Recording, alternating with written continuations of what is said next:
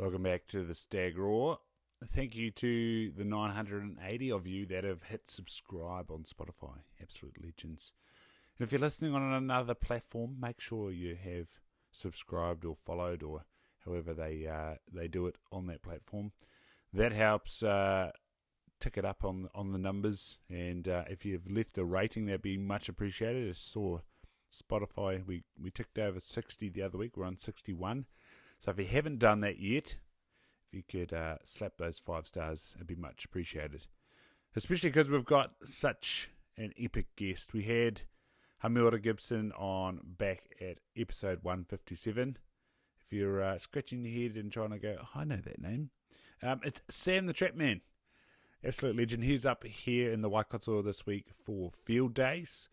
And I took the opportunity to head up to Mahatangi, catch up with him. Knocked off work at 5 and up the road. Sort of what was it? Yeah, got home at 10. Bloody enjoyable. Wish there was more time to hang out with Sam. Tried to catch up with him at the Crispy Boots stand there at Field Days, but not while we were passing through. It was awesome to see Valentine at the Bushbuck site though. That was pretty cool. If you or your loved one have some aches and pains setting in or an injury that needs support to heal, consider topping up your body with Cane's Deer Velvet. It's packed full of amazing nutrients that the body uses in maintaining the immune system, bones, joints, circulation, and general well-being. Find out more at www.canesdeervelvet.com and use the code STAGROAR252 for a 20% introductory discount. Sad times, no more drink element. If you're in the States or Canada, you can still slap that link, but internationally, we're a bit out of the loop.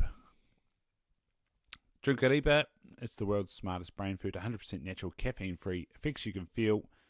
Looking forward to the Mindful Morning this Saturday with Cooper Chapman, Nigel Beach, and the team from Lululemon, a bit of yoga. Use the code STAGRAW at checkout for 20% off your order. Had some feedback of somebody using that code the other day, so thanks, team. Right, make sure you're checking out Sam's links. As he said, just get in touch with him and enjoy another episode of the Stag Roar. Cheers.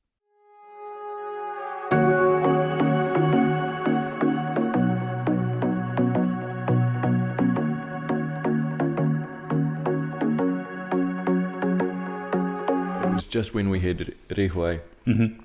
So it was kind of, he wanted me to travel around the country. I had a new baby. Mm-hmm. He wanted to be super creative, being Fez, single man Fez, and it was awesome. But I just couldn't commit to that. Yeah, you and Jordan, was that in Oamaru Hut or Cascade Hut? Yeah, Oamaru Hut. Oamaru. What about place? I've been there twice now. It's got a nice feeling, eh? Yeah, except when there's a crew from Waiuku there. Oh, true. 10-day stint. I think they took 3 or 4 trips to get them all in there. Yeah. And all their shit and all their booze. Booze, eh? Yeah. Yeah. That was the key problem. I had an issue like that in the top of, in behind Topol there. It's still in Sika country. Mm-hmm.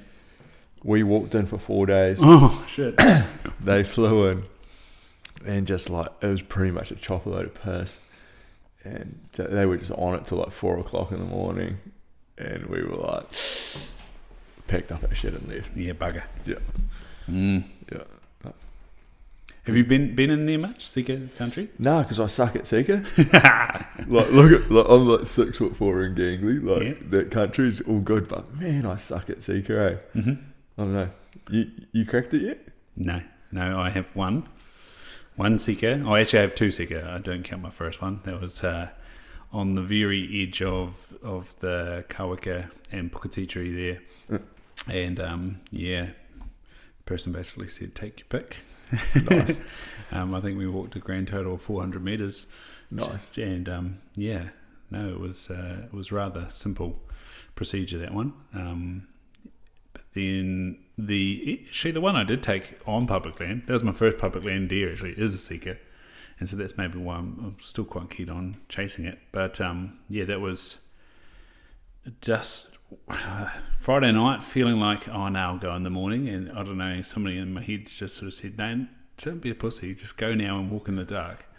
And like it'd been raining all week, and then it finally cleared. It was a week before Christmas as well, and like crisp. It was quite like this, crisp as night. There was a few sort of hee-haw calls going around while I was walking. I was like, oh, this is actually quite cool. And then got into the hut and woke up to rain. Oh yeah, got to the hut. The old hut there's mooching around, getting in your head torch. And yeah, went for a walk in the morning in the rain, right up towards Kiwi Saddle there, and nothing really of note. I heard what's a real screechy short tail something bird? Short tail cuckoo? Yeah, heard one of those. I was like, that's bloody cool. Went back to the hut, had a little kip, and then it started to clear out. So I walked south of the hut, and sure enough, on the clearing there was 3 bigger stags and a small one. And I sort of thought that was a hind, but in hindsight, why would there be 3 stags and 1 hind in the middle of or end of December? But anyway, it didn't matter. And yeah, it was a little yearling spiker, and I was like, knew my mate had a chiller, and I was like, it's only, I think, 45 minutes to get to the road, and you have to walk a very steep hill to get to the road end. But I was like, I'm going to take this thing whole, and my tactic for taking it whole was wrong. I like backpacked the deer and then put my pack over the top, and then I was like, why didn't I just rig it through the top of my pack? That's full on. Yeah, but it wasn't little sicky yearlings, not that big. Yeah. And so day pack though, not overnight pack. No, it was overnight pack with a deer. Yeah, my you're a weapon, mate. It's not smart though. My chunky as Mac pack. Yeah, which I think it weighs about 5 kgs. Yeah. For my last trip, I got to borrow one of those mystery ranch packs, and it was like 2. I don't know if I know them. Yeah, so Safari Supplies is selling them. Yeah. It was a 70 litre pack, and I think might have been like 2.3 kgs in total, and like compacts all the way down for your day pack as well. It was magical. Yeah, dream state. Yeah, it was. Because that mission was walking to the res from Desert Road, which I think is 18 or 19k. Yeah. But yeah, I just wanted to meet, and then Dave Perry and I had the back stakes in the Makina hut on New Year's Eve the week later. It was awesome. Nice. After it, hung for 10 days. Real nice. Brilliant. Yeah. That's so good. But yeah, no more success. A lot of squealing, a lot of trying to figure out areas and like link them up and all that sort of stuff. I think I like the country over there than I like the idea of shooting sika. Yeah. Like, I love, like, red deer I just find real beautiful. Mm-hmm. And then, like, wapiti I just like majestic as. For some reason I've got a soft spot for sheep. But, yeah, it's an interesting one, eh? Like, sika they just don't interest me as much. Mm-hmm. Like, as an animal. Like, I think they're, like, beautiful, and I get how other people, like, really get wired in on them. Mm-hmm. But for some reason, they just don't have that nostalgia. Maybe it's just where I grew up. Yeah. You know what I mean? So where did you actually grow up? So I grew up in Gibson mm-hmm. Until I was 10 or 12. And then I moved to Hawke's Bay. Yep. Grew up in Hamiora. Nice. And then I was just escaping from farms. Mm-hmm. Like from home onto farms and out into the bush into Te Urewera. They used to take me into Te Urewera like 1 week out of the middle of the term, and then every school holidays as well. And who did you do that through? My godfather Darren Peters is a bit of a trapping legend. Mm-hmm. So it's at a time when the mainland island was just getting started. So they were setting it up for kōkako to grow the kōkako population, and we're doing real rigorous deer control to increase the palatable species and the possum control. And where's that? In Matahi. So you know how sort of east of Whakatania, Taneatua, there's the Waimana Valley. Okay, no, I don't know it, but okay. So it's the middle of Te Urewera on the northern side. Mm-hmm. It runs parallel to the Whakatania River. Yeah. And how big's the area? Probably 15,000 hectares. Wow. Yep. Yeah. And so it got fenced out? No, so we did it with people. Oh, wow. Yeah, so we did it with ground control, with colours, with trappers, we were flying guys into the bush and saying, hey, we'll pay you a contract to control the possums to sub 5%, and you get to keep the fur and the skins. So like we did it with people. When I first went in there, it was the sort of the end of when folks were doing it on horseback. So helicopters were being used in a big way, and we just did it with people because, I don't know, I don't want to get too outspoken on that, but like I reckon too, like we typically get what we pay for, both financially and in man hours and conservation tools. And when our people are in there doing the work, we actually get a way better outcome than any other tool. So yeah, we just did it with people. So that sort of gave them security to have a base salary, and then they could, get rewarded for their work personally in terms of furs and skins. 100%. Yep. And there's a whole pride thing. We're all out trying to compete each other, do bigger days than each other, carry more traps than each other, get our totals down quicker than each other, and we were monitoring each other's sites and stuff. So it was a really cool culture at the time. And so what did the area get broken into pyramids or something? Yeah, pyramids for possums, yeah. But we had guys doing deer control throughout the whole place, and we had rat core areas throughout the whole place for kōkako and stuff, and it was pretty amazing. Like within 10 years, the kōkako population just boomed and started colonising new ridge systems and moving outside the area that they were known. And it's kind of the first place in New Zealand where kōkako reached a state of abundance. Yeah, it was a good time. So what's crucial for them in their sort of niche of a bush? It's food and predation. So you need rat numbers to be really low, and you need... Because that's competition for food. Yes, but also they're the number one predator. Right. So your rats and rat...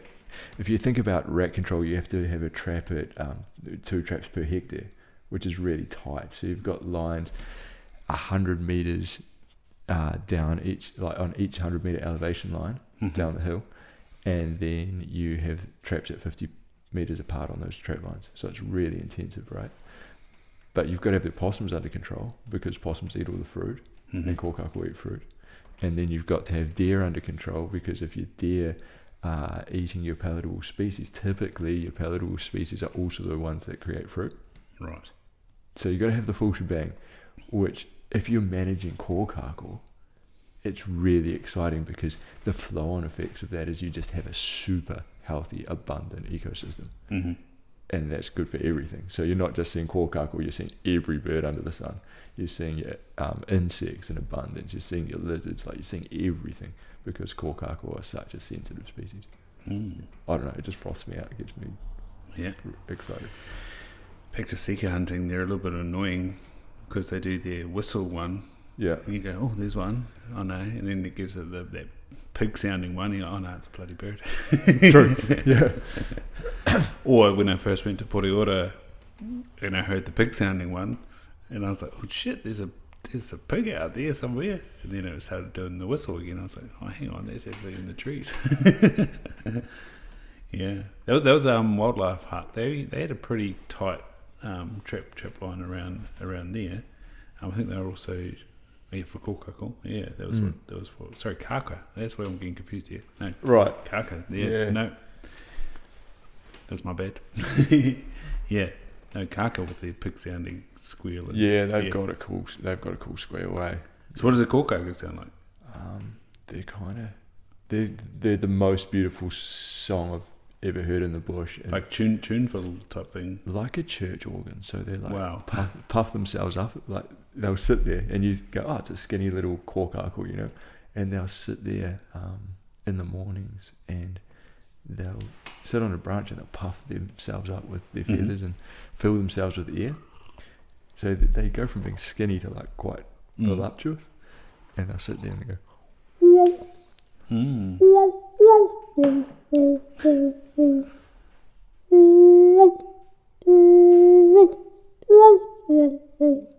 and so you're sitting there going, what is this thing? Yeah. And it's it just makes your hair stand up on the back of your... Like, I can't help but like crack up laughing with just sheer joy when I hear them, because it might sound a bit bloody bird nerdy, but it's one of those sounds that just is so rich that you're just like, wow, that's buzzy. Yeah. Yeah, after hearing Kaka, I went on a bit of a bird song investigation, and yeah, it must have been like a Radio New Zealand bird songs playlist or something like that. Yeah, and it had that in there, and I was like, well, that is pretty beastie. Yeah. It's definitely like, it's like with my son, right? It's 4. Like, it's one of the things that I'm like, once he gets big enough wheels under him, one of the first things we're going to do is just get him into kōkako country, because I want him to experience that sound, because it's just so rich, eh? Yeah. So does the rat actually eat the bird? Eats the eggs. Eggs. Eggs. Yeah. And do they have a specific species of tree they like, or? Kōkako, they're just like little kids. They eat all species of bush lollies, eh? So I was going to say you're monitoring fruits, eh? Yeah. It's them. Yeah, that's right. All the things that we like to eat, they like to eat too, which is kind of cool. So where's your bush that you and your son are in, getting all the bush lollies? So we sit in that awkward space between Te Urewera and Raukumara. Mm-hmm. So there's the bush and there's the waiweka. Waiweka, right? Yeah. So so grew up trapping in Te Urewera. The fringes of Te Urewera feed into the Waiweka River. Mm-hmm. So the Waiweka River runs parallel to the Waimana. And so when I was trapping as a 12-year-old, we're in the Waimana, we're in the next catchment over, which is the Waiweka. So it's just neighbouring. Mm-hmm. So the fjord that we're looking after in the Eastern Fjord Link project have a direct whakapapa connection with the Te Urewera fjord.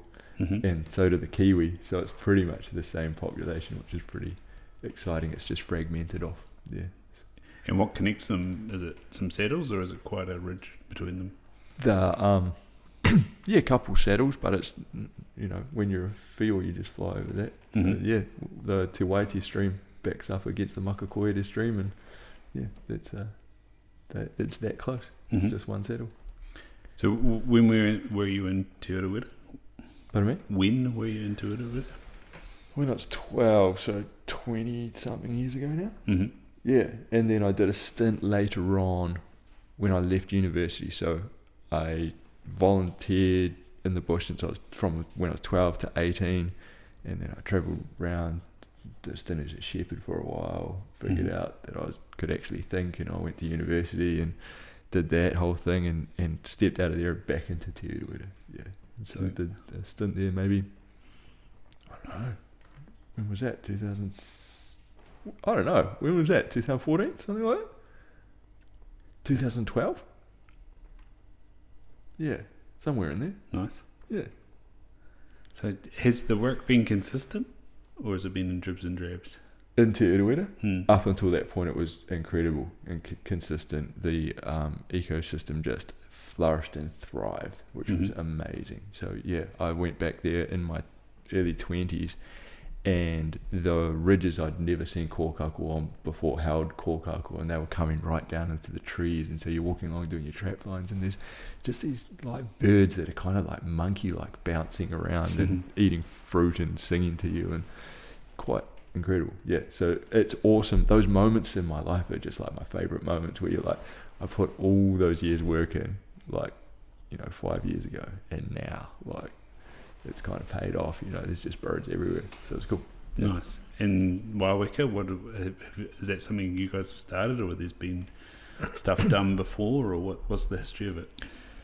When I was a kid, my grandfather taught me how to fish and hunt in there. And it's the first tramp my dad ever took me on as well, as a 7-year-old. Nice. First overnight tramp, So back then, like, they're fueling all the streams, and there's kiwi, you'd hear them, and they're calling from your bunk in the hut, and it was what I would call abundance, relatively. But no work's ever really been done in there. And then we came back. I'd been working in Fiordland for a few years, the Ruihenes for a few years, been kicking around, and came back to Gisborne, and the field were gone and kiwi were gone, so there'd never been any work done. And then we just kind of... And what had changed in there? Stoked. Yeah. Simple as that. Stoats and cats. Stoats and cats had taken all of those birds out. Do we know how they get there? Because I was on the edge of the res down in one of the rivers waiting for a deer, and then I saw this brown thing move, and I was like, my first instinct was rabbit, and then I was like, what the hell would there be a rabbit here? And then I saw it again, and it was stoat, and I was like, oh, you cheeky bugger. How are you here? Do we know how they start to get there? Well, we do know that stoats breed really quickly. Mm-hmm. We also know that the maximum distance a stoat is recorded to have run is 64 kilometres in 48 hours. That's pretty far. So as far as distribution goes, they run. Their hearts beat 3 times faster than the human heart. So they just go for covering distance and colonising new ground is not an issue for them. They swim really well. They swim to the extent that they will feed on the freshwater mussels in the bottom of the river and swim down, pick them up, take them out and eat them. So they are the ultimate distribution specialists. Are they related to otters? No, they're just weasels. They're bloody cool, must have the day. I've got ultimate respect for stoats. I think they're amazing. But yeah, so the other real interesting thing is when my grandfather started hunting in the Waiaweka in his 20s, the place was chewed out by deer. Mm-hmm. It was absolutely poked, and goats also. And so that was prior to the Forest Service. Mm-hmm. And when the Forest Service came through and established the Hut Network and brought their colours in, they shot many of the deer out and many of the goats out, and the forest just started to rejuvenate. Mm-hmm. And now we're back at a point where the deer are just in plague proportions. We've got no palatable species in the bush, and it's just chewed out. So it's a really interesting one, listening to the stories of my grandfather's mates and saying, hey, they're saying, the only deer we'd shoot was a fawn sucking on its mother's tit, because they're the only ones that had meat on them. Everything else was just like a concave backbone, it was they weren't worth shooting. And the head quality and the quality is just terrible. So the Forest Service came through, culled that back, and they started getting decent heads. My grandfather shot a massive 16 in that ways. And so proper bush head, a 16 bush head, which is pretty substantial. And then the forest started rejuvenating, and there's plenty of food for other deer as well. And the flip side of that is once you've got palatables, you get more possums. Right. Yeah, and you get more fruiting species, which means more rats. And then when there's rat population, you get more stoats. And when there's a high stoat population, you lose your few and your kiwi. So that's what I've experienced in my lifetime. And that's when we came back and kind of bounced a few ideas around as a group of 7 hunting mates and said, hey, is Doc keen to do anything? And Doc weren't, and is council keen to do anything? They weren't, but Doc gave us the permission, and we started a trapping project, and now we've bred 50 odd field chicks, and the place is teeming with the little guys. So nice. So the unravel the re-establishment has kind of been now the riverbed and get rid of this toad, right? Yep. And also at the same time get hunting in there to lower the numbers so there's food. We're not there yet. Or that's the plan, is it? Yeah, so that's the plan. So it's an interesting one, because on some of our farms we've got we'll see 300 deer in the morning, no worries. We've done some figures on it. They're carrying an extra 1,500 stock units and feral deer. That's a loss of 13. Is this breeding country? Pardon me? On breeding country for sheep and beef? Yeah. So that's an extra 13% of productivity they're losing. So yeah, it's So they're motivated by that. We talked in 2020. Yeah, are they motivated by that? Very much so. So we're working a bunch. So I've got lots of hats. So in my day job at New Zealand Land Care Trust, I'm working with these farmers to create relationships which allow them to deer fence their properties off. Okay. Which means they're creating a deer fence between public conservation land and their farms, because the deer are living in that fringe margin, which you know from Seeker country, right? They live in that fringe margin of bush and come out at night and eat the grass, right? So by fencing that off, we're able to stop that behaviour occurring and essentially starve them out, which sounds terrible, and then cull inside on the farm, which is working really well. We're slowly getting on top of them in that space. And is that accessible enough that their meat can be put to good use? Yeah, so we've got a couple of pet food companies, and we also, deer that are bred on farm can be trucked as being bred on farm. So oh wow, yeah, so that works really well. Some of them have gone to the works, which is nice. And yeah, we feed a whole lot of families that way as well with any excess, which is great. It's not really formalised, but the meat goes to those that can use it. Finding a way, yeah. A lot of our volunteers eat pretty well out of it too.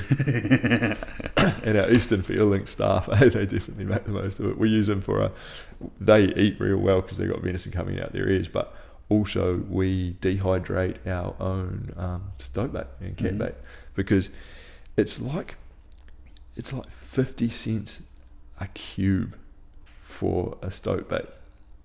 And the rabbit stuff. Yeah. So like arrays, for example, it's 50 cents a cube.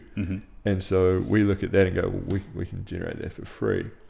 And we're saving ourselves like 6,000-7,000 a year just on shooting our own venison. And it's there. And the farmers don't want it because it's eating the grass for the sheep. So yeah, it's good fun. Yeah. So we had a brief chat on Instagram about like PFT's putting up another grand or so to help stuff, but then you were sort of talking about the scale of Eastern Field Link. Like, what can that sort of money be implemented with? You said it can rebate some traps. It's a really interesting one. So most of the larger community projects, or most community projects that we're working with up in our region, I imagine it's the same with the likes of the Seeker Foundation and Wapiti Foundation and most established projects that are having meaningful biodiversity outcomes, right? Like our small project it's a minimum of 200,000 a year. Wow, yeah. So if we put 1,000 into the scale of that, it's a drop in the ocean, really, but it's still a really valuable drop. But at the same time, you know, it's we're really looking for super meaningful donations, and also, so we get a lot of donations, which is awesome. We get people donating $250, and that can buy us a trap and bait it for a whole year, which is awesome. We need a trap every 100 meters up our river system, so that's 100 meters of field habitat that's looked after. But at the same time, you get a lot of our work is voluntary, so maintaining relationships, the value system goes, okay, so how much money's coming in the door and how much expenditure of time does it take to look after that relationship? And that's when the likes of like Blood Origin and Bugara International come in, and they came to us and said, hey, what do you guys need? We know there's funders that want to fund traps and there's funders that want to fund bait, but there's always those niggly spots of things that other people aren't prepared to fund, and they're necessary for the project. And so like Robbie's just such a good bugger. He came to us and go, what do you actually need? And I was like, look, mate, like, we need helicopter time because we've expanded so far that to actually walk into the start of some of these lines is like a minimum of like an 8-hour day to even get there. And so some helicopter time would just be hugely valuable. And he's like, yeah, I think we can do that. And then I said, you know, our quad bikes and our side by sides get absolutely thrashed, you know, because they're pretty remote tracks we're working on, and we got good trappers, but like the terrain chews through tires like nothing else. And so I was like, gee, can you give us some maintenance dollars? He's like, I reckon we can swing that. Yeah. So they hooked us up with like 17 grand. 10 grand of that goes into helicopter time, and 7 grand goes into maintaining bikes, and like that keeps the project afloat. So I think when we're talking about running a $200,000 project, each year we have to find that money, and we've got limited human resource to find that money. So when we're going to apply for a funding round, we're not likely to apply for those $1,000 pieces of cash. We're likely to apply for those $10,000 or those $100,000 or those $700,000 or $1 million funding pools. But we're always happy to receive those donations in those smaller amounts. We just can't do a whole lot of extra work to bring them in the door, if that makes sense. Has there been another Jobs for Nature round? No, and the government's actually indicated that's not going to happen again. So that's fine, and that's good, because they've helped us grow to a point, help many projects around Aotearoa grow to a point where we're kind of self-sustainable, which is awesome. That's good, yeah. So we're not going to see that, and what we're seeing is many of these projects turning to commercial partnerships. Yeah. So that sort of give a lot of these projects the chance to employ a project manager whose a lot of their role would have been fundraising. That's right. So our project manager manages the project and frees a couple of us who are trustees up to look into that funding. Oh, cool. Yeah, which is good. And we got some great, like, we're working with Blue Duck Vodka, we're working with Crispy, like Bene Footwear, who is Crispy Boots, Andrews, and Greaseport. Like, we've got some awesome relationships that are sitting there, and they look after us really well. But yeah, we're always excited about finding new sources of funding and relationships that fit real well, and particularly in the international sector. Yeah, domestic's great. We loved our domestic partners, but yeah, the international sector has a little bit more sway than our domestic. What sort of questions did they have of you? Did they know much about you? Pretty much, folks want to contribute to something that's meaningful, and they want their dollars to go to the ground. So they don't want big organisations with large running overheads. And Eastern Field totally fits that model. It's all about volunteer hunters on the ground getting traps out, saving birds. And so we totally fit that model, and they just want to see that our value system's solid. A lot of folks like that we're hunter-led, a lot of folks like that we're farmer-led, and a lot of folks like that in international terms we're run by Indigenous people as well. So that works really well. It's about the relationship rather than what they can get out of it most of the time. Most of the time they approach us, and it works really well. And is there aspirations to come out? Like, what do they know about the East Coast? They know they like hunting. And they know, so we've got a trophy trout fishery as well. Right. It's like ridiculous, like incredible fish. The only place to fish in New Zealand's taupo, mate. That's right. And so when we take as someone from Southland, I'm saying that very tongue in cheek. That's right. And when we take them into these like just stunning backcountry rivers that hardly anyone fishes, they have an absolute ball. Yeah. So yeah, it's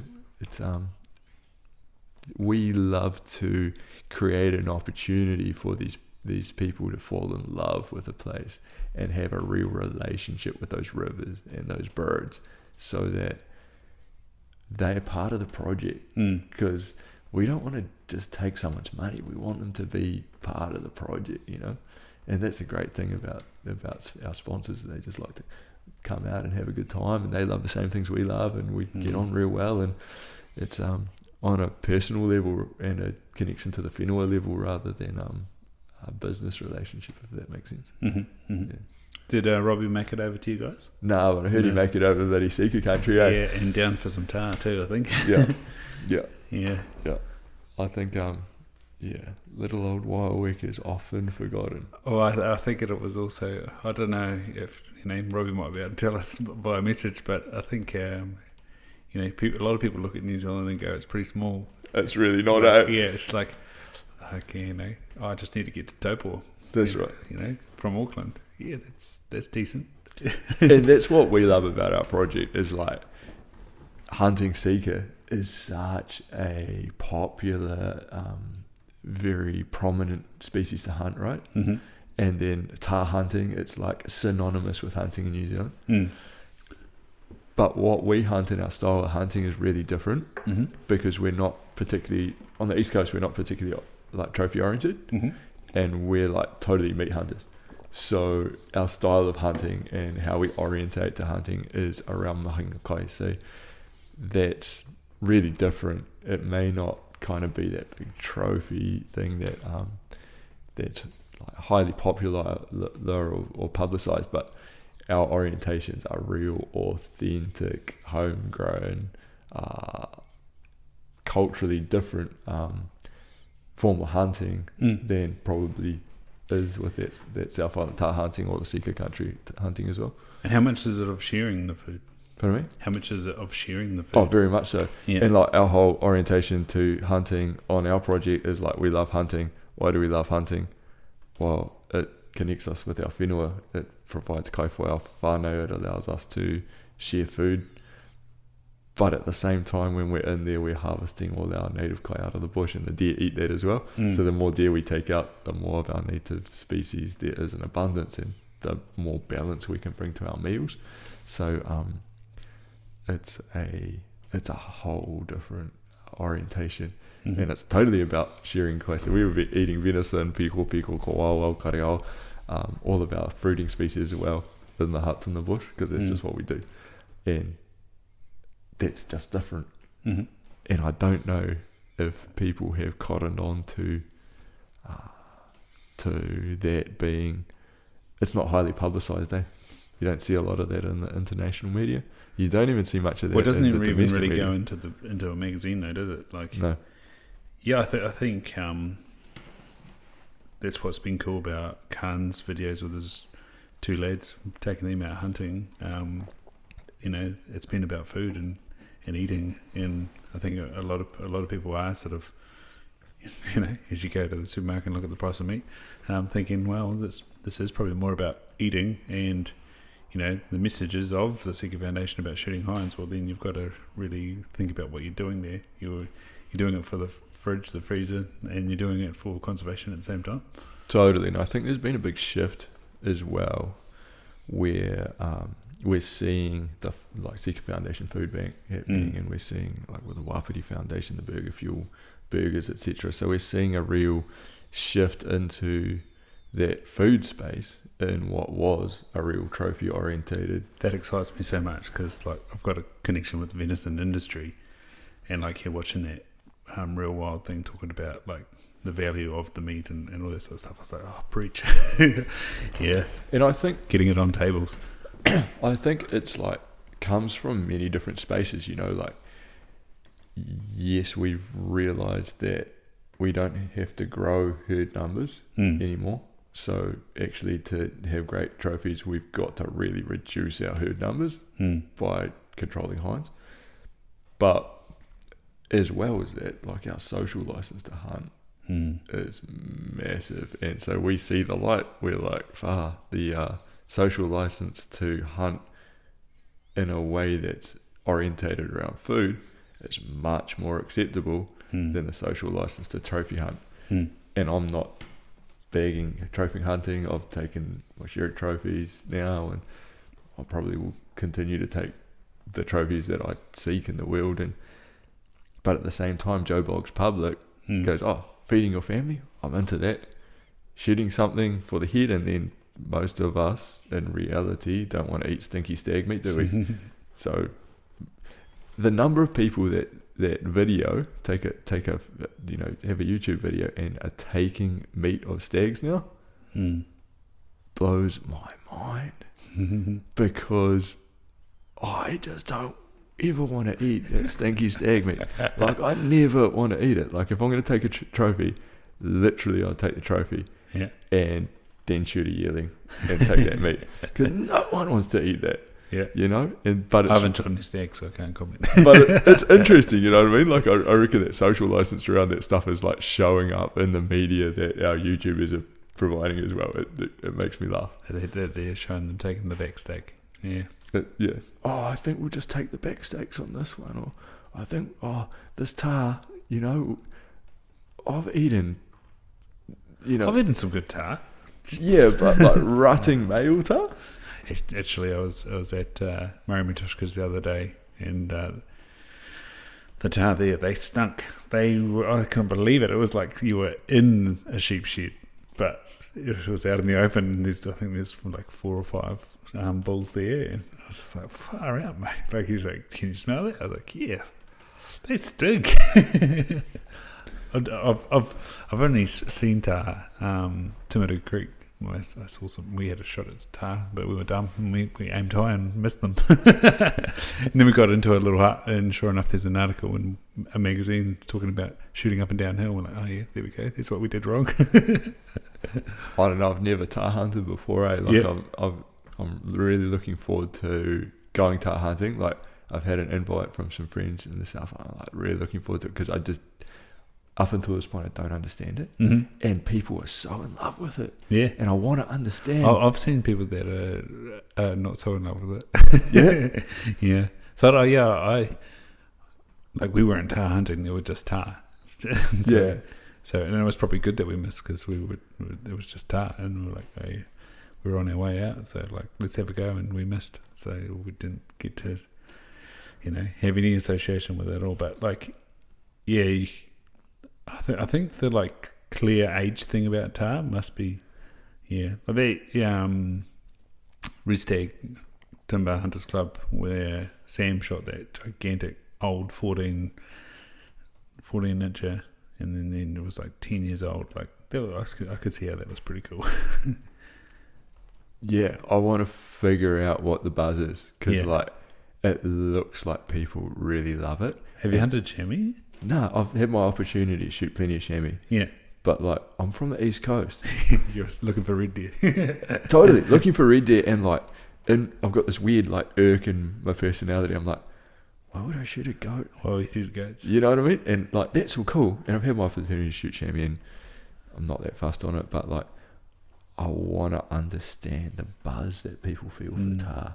And I don't particularly want to shoot a tar. Like, I just want to go on a tar trip. Yeah. And go, and see it in action. I want to get what it is that kind of makes those guys tick. Yeah, I think volume 3 of the Big Game Records is tar, so I think that's the next one that I'm going to read. So you can't help but read Bamwell's words and get excited about any species, but like, yeah, I think that's going to be part of it. And that's what's quite interesting about like food and boom and bust of the sort of wild animals in this country. Like, you see in those trophies as well, like especially the wapiti is the biggest example of like the lead up and then a bit of a die down and then another little resurgence and then nothing much since. And now I think like, from reading Bamwell's trophies, I sort of made the statement that we've got to get those 100 inches back.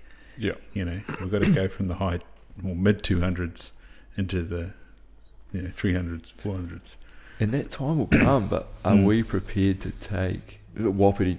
The wapiti example is probably like they're doing a pretty stellar job down there. That's because they're ahead of the curve, aren't they? 100%.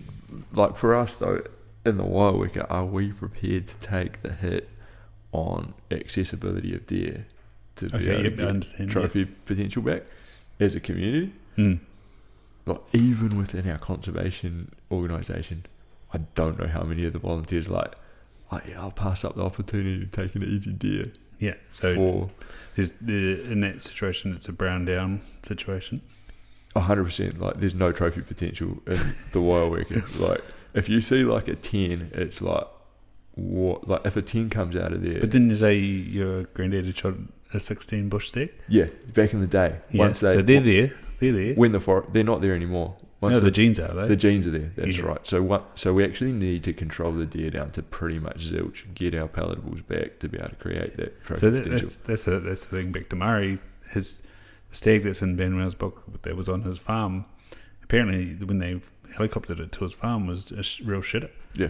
And then it's like it's just tucker, eh? Yeah, it was exactly that. Feed it and it'll grow. Show its genetics, but. Just like us, eh, bro? Yeah, exactly. Yeah, and you can overdo it. That's right. Fat mud stags. Nothing wrong with them either. That's right. Yeah. So, yeah, like, how does sort of game management, that's a long way off, isn't it? For Eastern Fiordland? Yeah, or like for the deer, that's a long way off because that's not where the priority is at the moment. At the moment, we're trying to retain our species Mm. and get our species that... So if we lose our species, then we have to reintroduce other birds that have different whakapapa, and that's a big deal where I'm from.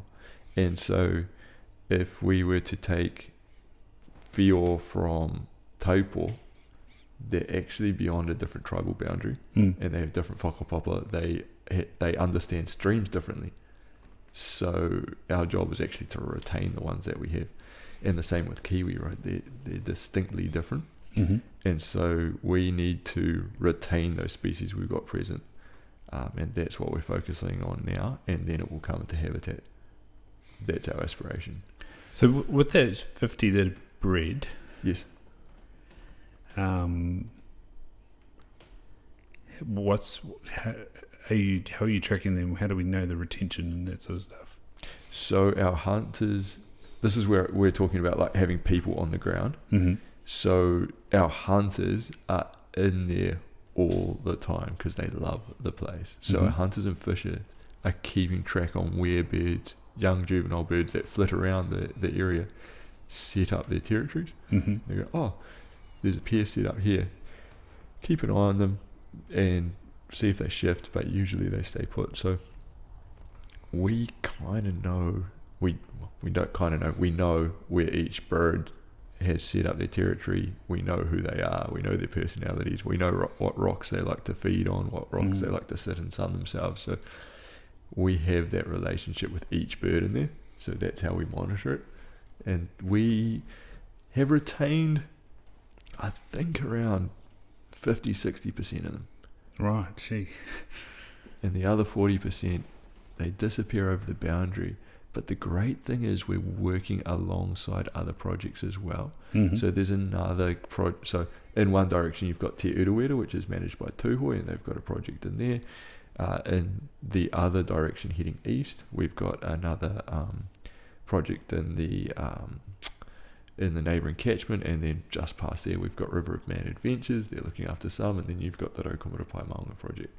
So the beautiful thing about that is, since we've established in Eastern Fiordland, Te Urewera is pre-existing, but since we've established in Eastern Fiordland, these other projects northeast of us have established, and our field that we're fledging are actually flying into and recolonising rivers that are now protected.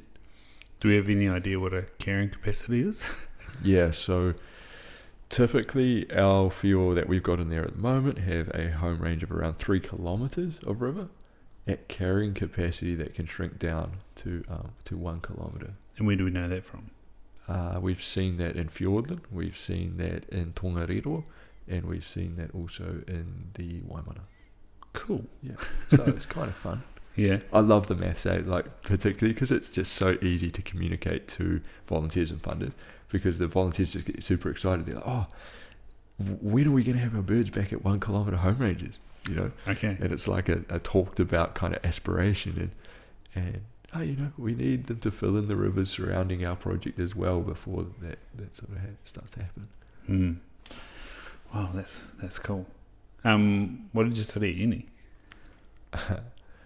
I did a Bachelor of Biological Science and a diploma in Environmental Management, and then later on I came back and did a postgrad in Education. Nice. Yeah. And when did you do that? I started off at Toi Oho Mai, which is because I thought it was I didn't think I could study, I didn't think I had a brain. And I went to Toi Oho Mai to do the diploma in Environmental Management, which meant it was 2 years. It's super practical, super applied. We were in the bush most weeks, it was all good. So I did that, living at the Mount, paying $50 a week in a flat in the mountain, going surfing every day. It was brilliant. And I did 2 years of that, and I did it quite well. And then I was like, I can actually add 1 year on at Waikato to get a degree, and it makes it sound cooler. So I did that. It was hard. So did you come over to Hamilton? Nah, they had we came over for our labs, but it was still based at Toihohomai in Bay Plenty, so that was quite good. Still living at the Mount, it was pretty lush.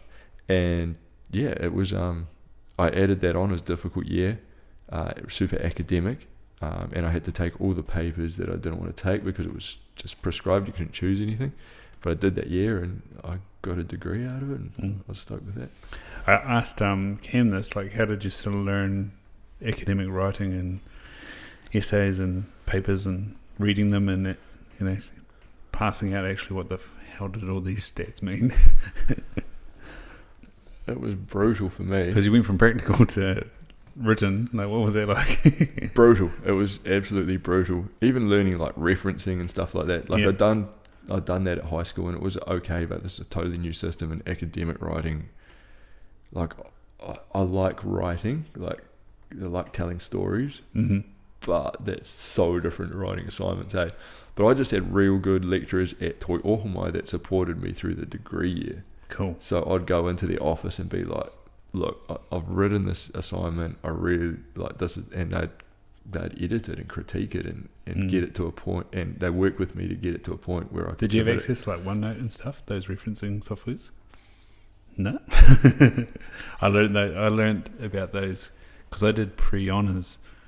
We did a research paper, which just that kind of changed my outlook on actually how to learn and study. So yeah, that was super handy because that was to prempt you for going into not a full dissertation, but a research project. And if you were going to do honours, so you needed to know, one, how to research all your baseline data, and then two, how to write what you did in your in your project. So yeah, that was a valuable paper. I bet, because that's something like I'd love to do my masters at some point, especially because like there's a lot of lecturers now that like I really respect. Like I'd love to learn under some of these guys. I've got a young family, so that will like never happen. I'll never say never, but yeah. But at the same time, like that's what I need to learn because just my assignment writing game is real poor. Like I exam really well, so I sit exams and get like 80-90% no worries. But like assignments, it's damn terrible at. So. Yeah, it's definitely something I need to get better at. You saying like your ADD, it's probably the like, right, this is a 3-hour stint, get it all out, it's super focused and like get it all out. Whereas the assignment, it's like sit in your room and find stuff about this and construct it out of your own mind to a broad question. It's probably, probably doesn't deal with you well. Yeah, I struggle with it, eh? Short attention span. Yeah, what's it like working with David Norton? Oh, he's a legend, eh? It's fascinating. I'll tell you a crack up story. So, David and I, we went in the book. He came up home to Gisborne, eh? Yeah. And so we were doing some work for some farms, and their bush fragments on farm, and we're assessing them for biodiversity values and also our traditional Matairanga Māori values. And so, what are they? Sorry. So essentially we were looking at them, for each tree has a relationship with us. Mm-hmm. Each plant has a relationship with us, and the whenua around it. And so trying to look at biodiversity through a te ao Māori lens, and so simple things like, okay, so the miro tree, for example, super underrepresented in the landscape. It has many links to us. So miro is delicious. Mm-hmm. You ever try stuffing, like, I'm not going to say kiriri, stuffed chicken with miro? It's incredible. And it smells like an APA beer. Nice. Like it is just very aromatic and sweet and beautiful and makes me so happy. And so, but the interesting thing is it's one of the trees that kiriru really love and makes them fat. Is that a purple fruit? So it's like an orangey red, and then it turns deep, rich purple later on. Yeah, I wonder if the old be good, eh? Similar to the black currants. could be it's real good. But they're for the birds, right? That's right. But they're totally not, because we eat them too, so it's all good. And then like our hoodoo layer in the forest floor, it's got all our palatable fruit, all of our palatable pickle species. The deer love to eat it, the cattle love to eat it, but when you fence it off, it all comes back, and it's got all our pickle beds. But we also use the fern fronds for many different ceremonies as well. So it's looking at... So David and I talk different languages. So we were talking about plants and getting really confused, because David would be talking about it with his scientific name, and I'd be talking about it with a Māori name, and we would be talking about the same plant, but we couldn't actually ID it together, because he'd be like, did you see this da-da-da-da-da over there? And I'd be like, no. We'd go back, and I'd be like, oh, it's da-da-da-da-da. But he was talking in the Latin names, I was talking in Māori names, and we were both... It was great, because... And like just describing different features within the same plant, because of the different importances of taxonomy versus use. That's right. Yeah. 100%. And that was just awesome, because he's got such an incredible scientific background. And I'm just a dirty bushman from the coast. And we were both kind of learning new things the whole time. Same. You are a dirty bushman from the coast. That's right. So it was great. And David's such a incredibly humble human that, like, he's one of the people I'd love to learn more from, in life. No, it's he's a great follow out there, and very forthcoming with knowledge. The amount of times I've taken photos of leaves and fruit and gone, David, what's this? That's right. Yeah. No, he's awesome. Yeah. So you're in the Waikato. Yeah. What's Field Days got in store for you? People will hear about this retrospectively. So what will you have done by the time they hear this? Field Days is awesome, eh? Like, I love Field Days. I froth on it because I'm just super high paced. But Field Days, we're here mostly to meet with farmers, and typically our farmers are time poor and cash poor, and there's a whole lot of legislation that's coming and is here, and it's quite scary. So we do it at Field Days. I'd like to sit down with a lot of the politicians and go, okay, so what's coming down the pipeline? What do I need to know that our farmers need to know is coming, so that I can get in front of it and find the funding to support our farmers and find the manpower to support our farmers, so that they can focus on farming. Because if the legislation's there and they don't have the money or the time, if I can find them the money and the time, it protects them, and it allows them to get in front of that legislation, and they can focus on feeding our nation. And so it's those meetings that we're having with politicians here, but also those meetings with farmers and helping them set up catchment groups, because that's the best way to find money at the moment. Yeah, so it's good fun. So how easy was the conversation to, like, fence in the farm? Really easy, because the farmers are like... Some of our farmers actually got a tourism operation where folks come down from Auckland to hunt deer every weekend, which is awesome. And so they were like, yeah, but we still want to fence it in, because we want to control the number of deer on our farm rather than get rid of the deer completely. And others were just like, can we please get rid of the deer? They're eating too much grass. So did they already have that knowledge? Like, you were coming to the solution that they already wanted? Yeah, 100%. Yeah. Because it's not for me off farm to turn up and be like, so you got a problem. Yeah. It's like, what do you want to do on your farm? Deer were an issue? Okay. You know your farm better than anyone else. How do you want to deal with it? Here's a few examples of things that are happening around the country. Or they actually came up with the fencing and trapping idea themselves, because they knew their farms and they knew what worked. So just our job to find the money. And so you're saying about the time poor thing. What are they finding efficiency in terms of trapping? Like on the Eastern Field? On the farm side of things. Yeah, so we've got 5,000 hectares in permanent control on farm.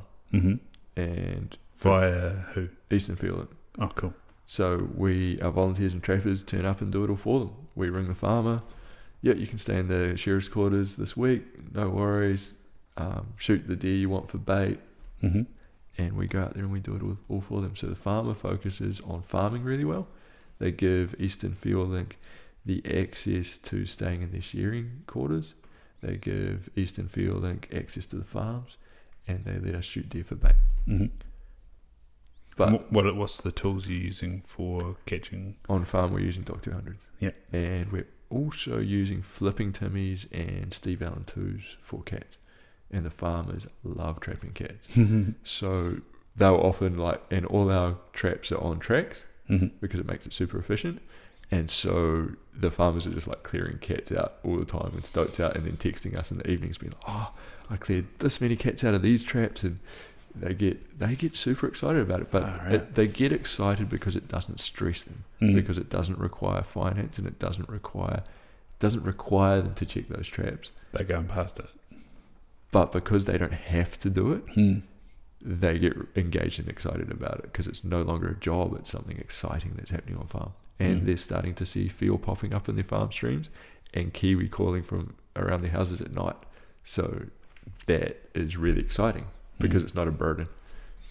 On the cat thing, are you of the opinion that any publicity is good publicity with that North Canterbury thing? It obviously blew up. There was a lot of abuse online going around, but it is a conversation that people need to have. That if you were out there dumping a whole litter of cats, some of them survive and some of them become an incredible predator.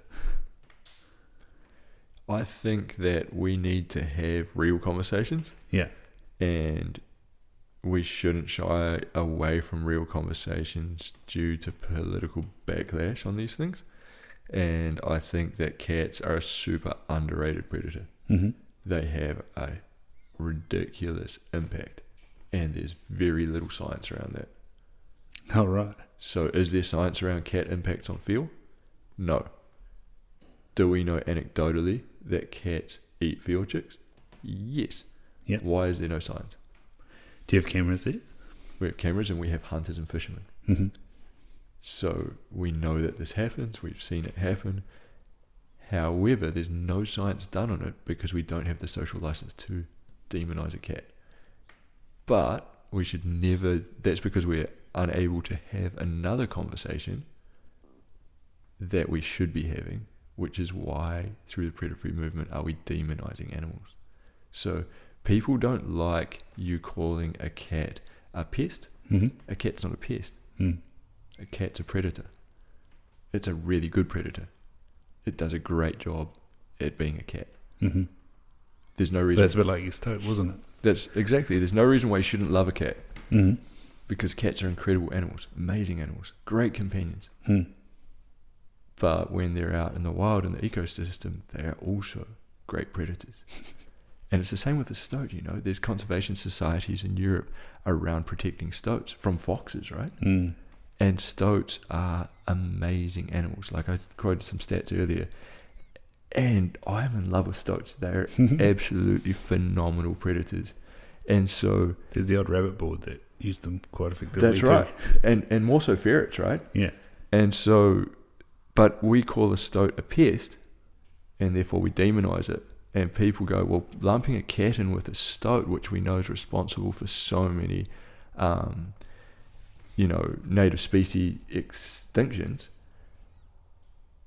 Shit, are we prepared to put a cat in that same box? Because most people aren't, because they're a pet, right? Well, if you just get rid of the term pest and you just go, they're both predators, you're having a conversation around actually our stoat's no longer a pest, it's a predator, it's a pretty cool animal, and your cat's a predator in that space and a pet in that space. It's not just a pest. The cat lovers are actually more happy with that conversation because they've got context and it's real. And we as trappers most trappers don't think these animals are bad animals. They think they're real cool animals that are really capable. They're just in the wrong place. But we don't have that conversation either. Our kids are all being trained up through this bloody predator-free movement. I love the predator-free movement. I'm a big part of it. But we've really stuffed up our messaging there because we're training kids to kill indiscriminately and to hate these animals. Should never hate these animals. They're really cool animals. I don't know where I was probably talking to a few people and looking at the argument from Nuance, but yeah, we saw a weasel run out onto the road and the big truck was coming and run back. And my stepdaughter was like, are they bad? I was like, I was like, they eat rabbits. I was like, so that could be considered good, but they eat birds and eggs, so that could be considered bad. I was like, they probably brought here for a purpose, and then they've got loose, and now if on a farm site, they're probably doing some good and some bad. And that's like a total other misconception as well, because like weasels do bugger all biodiversity damage. Right. Why is that? Well, they eat mice. Okay. So they're limiting. I don't know how nerdy you want to get on this, but yeah, I do. I am a geek. So each of these species have like their main prey, which they're limited by. Right. Yeah. So stoats, they love rabbits, they love rats, and they love mice. Mm-hmm. They're their main foods, and then they'll eat birds on top of that. Yeah. Right. So you'll eat like whatever you eat as your main staples, and then you'll pick off those extra treats that you like. The birds are the treats, right?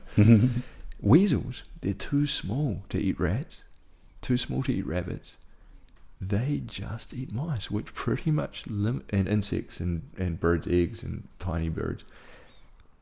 But that pretty much that fact that they eat mice live on particularly grass seed. Mm-hmm. So that limits weasels from out of the bush. You never really see them in the bush, into your farmlands and your open spaces, which limits their impact on biodiversity. So the weasel isn't in the same camp as the stoat. Yeah, he's getting the weasel's getting weaseled. Well, the weasel actually gets predated upon by stoats. Right. Yeah. So it's fascinating, right? So to me, I look at these things and it's just a common thing. They go, oh, stoat and weasel look pretty similar. They must have a similar impact. No, they don't. The stoat has a massive impact. The weasel has a much smaller impact. But we don't have that conversation. No, we don't know about it. We've just got the lineup of the 3 taxidermied ones and then the cat. That's right. Depending on what part of the country you're in. And the interesting thing I look at too is like each of these species is actually a Taonga species to other indigenous peoples. Mm-hmm. Like we look at the kiwi, right? And how was that thing in the zoo over in America? Oh, right, the backlash for patting kiwi, right? And Cape Sanctuary got raked over the coals for their patting of the kiwi also. Because people aren't comfortable with kiwi being treated poorly. Guess what? Yeah. Are indigenous peoples of Australia comfortable with the way we treat possums? Yeah, that's where back to the tar and the chamois thing. These were gifts. That's right. They're Taonga species, right? Yeah. So we've actually got to, when we kill them, we've got to treat them with respect, right? And we've got to have that conversation as well. These are Taonga species from other people. And to me, that's as important as the cat conversation. Yeah, that's a really interesting way of looking at it. I like that conversation. Yeah. And exactly that is so relevant to recently, the kiwi thing. Like, how did we feel about it? Like, we were pissed. Yeah. We were upset. We wanted all our kiwis back. And that was like one of the things I was thinking. I was like, shit, did we give them that kiwi for our moose or our wapiti? Was it a trade? Yeah, our whitetail. Like, how did we get those? And how did they get that? And did we give it to them indefinitely? Yeah. So can we take that kiwi back because they haven't treated it well? Like, imagine, like, if we don't treat wapiti well. Nah, it's getting a bit too far out, but I do look at it and it's a good thought experiment, though. And that's what you're basically saying, is that you need to actually have a thought experiment about this. Steel man people's arguments about why it's important and why it's not. Well, each of these species have mana, right? And each of these species have whakapapa.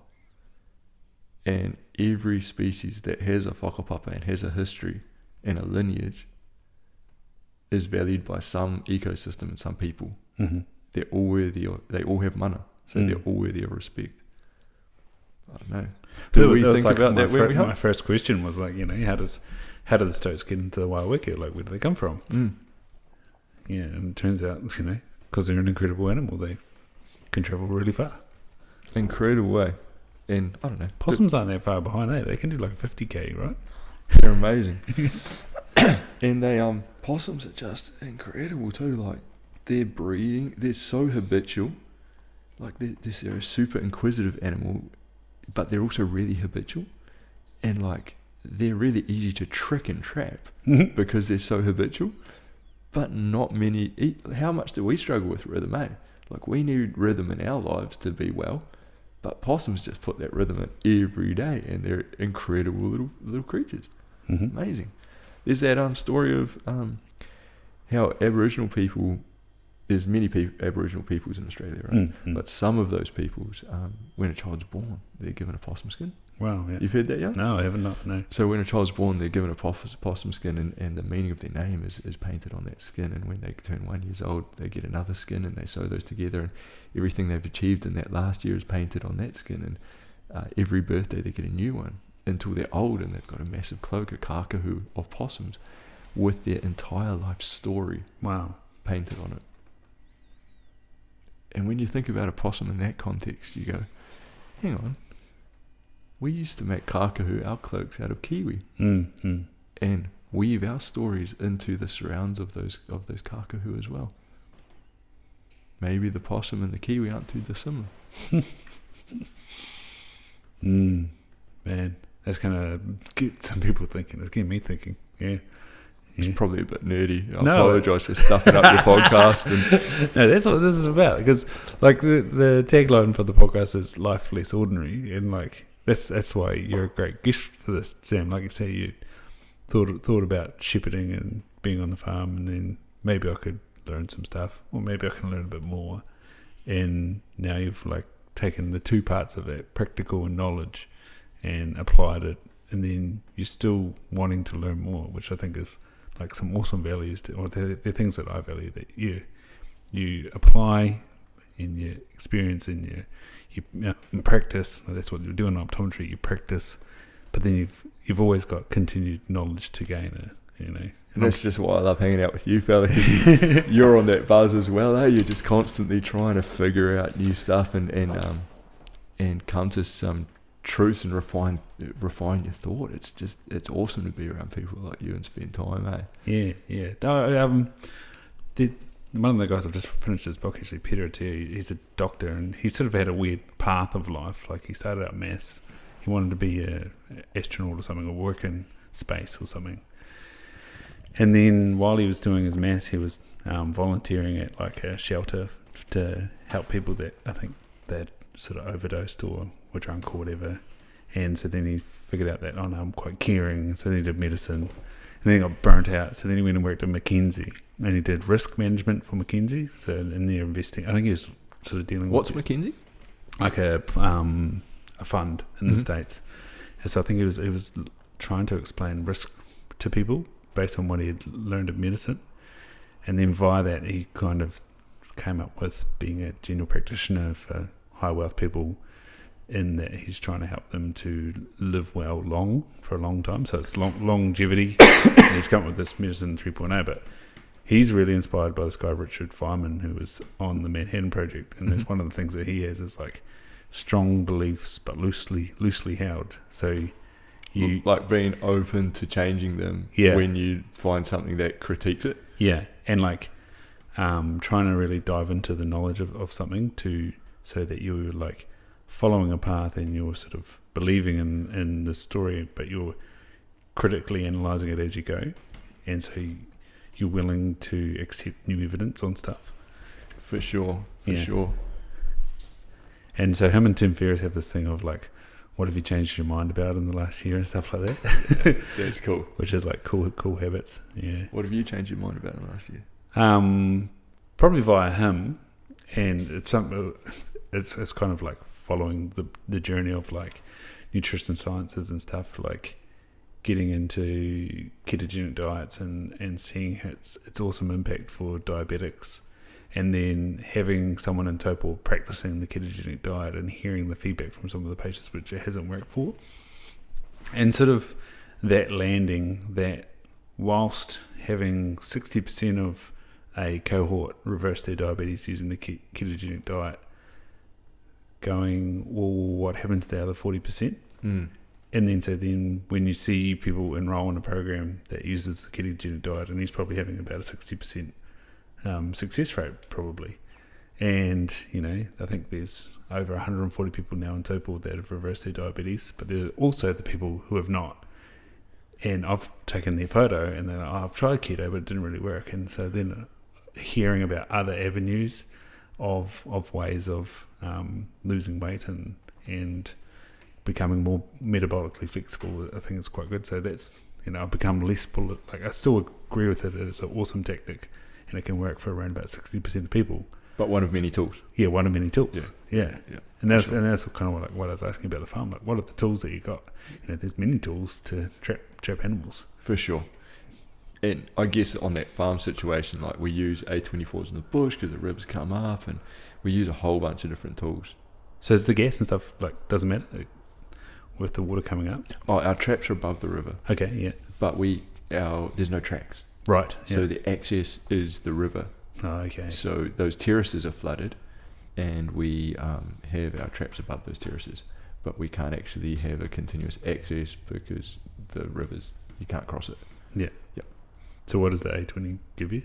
It gives us, it's real interesting because we're checking out A24s after 5 months, and we're still seeing like heaps of fresh kills under it. So it will do around 24 kills before you have to change the gas canister, and the lures are lasting 5 to 6 months, which is quite good. So it gives us, over winter when those rivers rise and we can't access the rivers and change the lure in our gas in our traps, it just means that trap's out there doing its job, as opposed to one or two hits. Yeah. But we've got to have, I think that we need to have people in our landscapes retaining that relationship with the landscape, with those rivers, with those fjord, with those kiwi, because if they're not present, we forget about them again and they disappear. So that's where the Doc 200 is really valuable, because it means our people have to be in the bush, on the farms, having those relationships. And as soon as, because efficiency is not efficacy, we're so focused on efficiency, but that's not efficacy. You get what you pay for.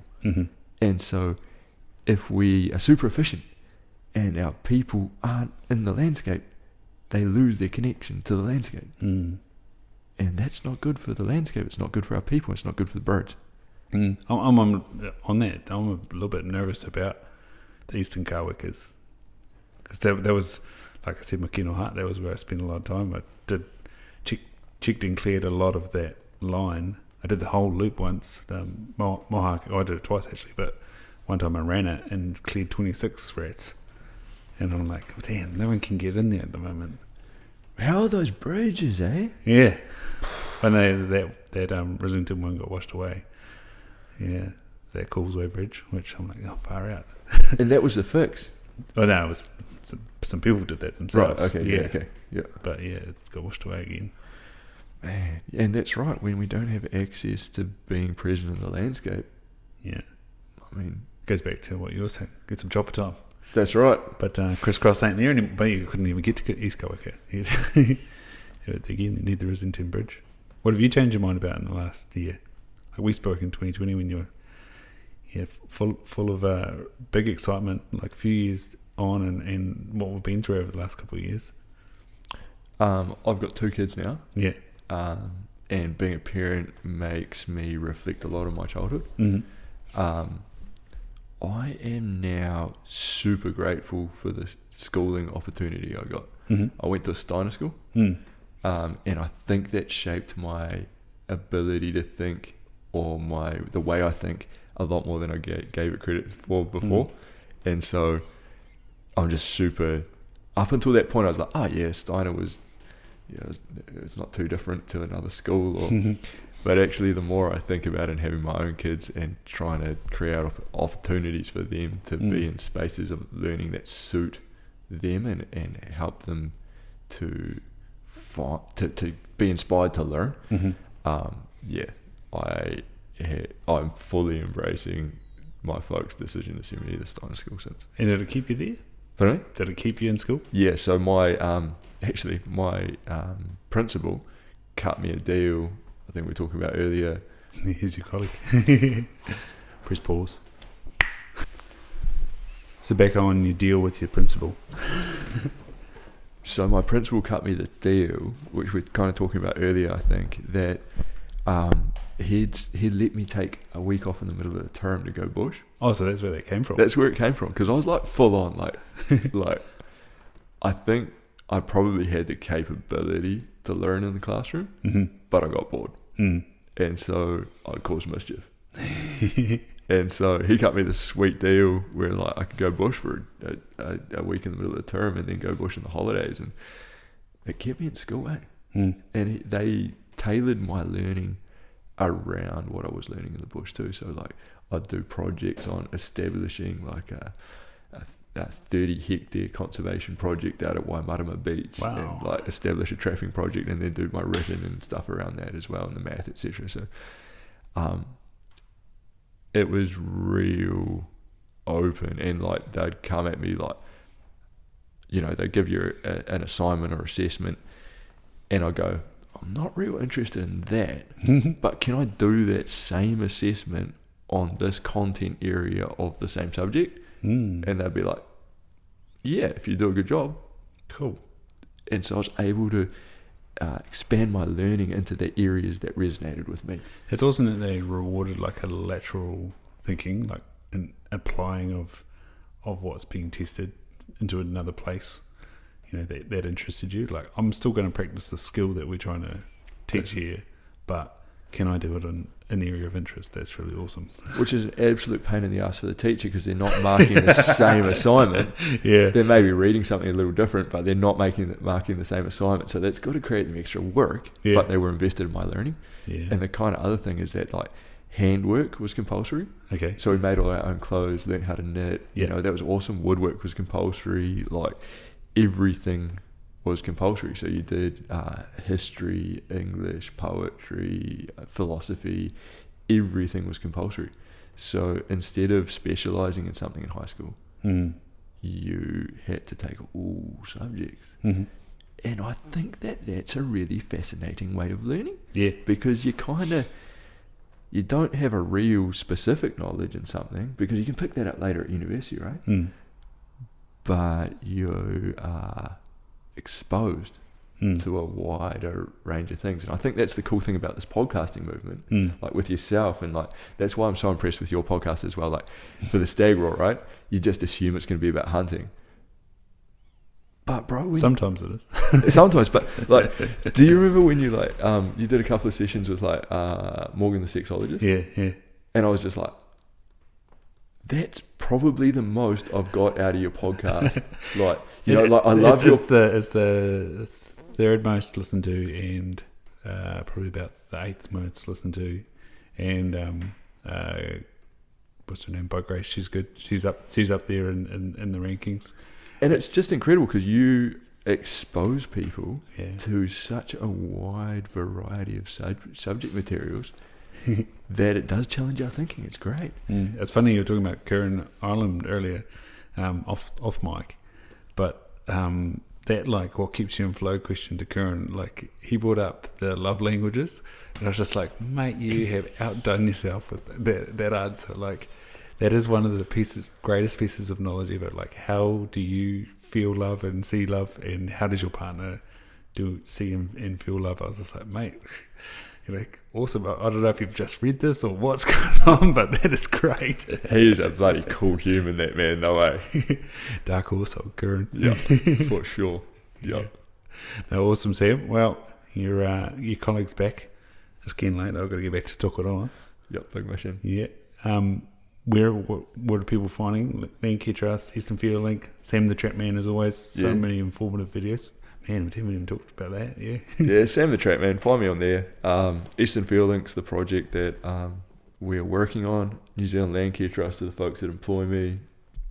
I don't know. Just get in touch. Always getting young. Yeah. Awesome, mate. So, what's keeping you in flow now, man? Are you having a mantra or way that you're living your life now, or something, a quote or something that's showing up for you?